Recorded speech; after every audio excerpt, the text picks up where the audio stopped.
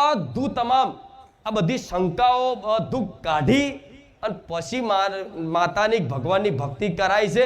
નકર એક બાજુ તર્ક બુદ્ધિ રાખો, આવું કેમ, આવું કેમ, આવું કેમ, તેવું કેમ કેમ કરવામાં આખી જિંદગી જતી રહી. તમારા બાપ દાદા જતા રહ્યા, એમના બાપ દાદા જતા રહ્યા, તોય માતાઓ હાથમાં આવી. માતાજી હોય તો આ લાઇટોની શું જરૂર પડે? એમને માતાજી પ્રકાશ ના કરે? અને આ લાઇટોની જો જરૂર હોય તો લાઇટો જ લગાવે ને. માઇકની જો જરૂર હોય તો માઇક જ લગાવે ને. આ શું ખોટું?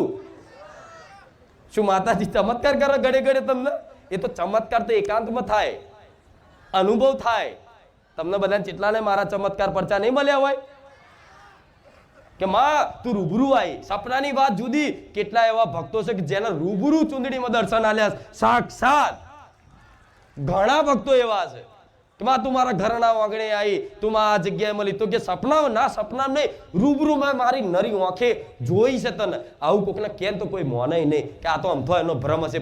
ભ્રમ ના હોય, હું કુખાર મેલડી 100% આવી હોય. આ શું ખોટું?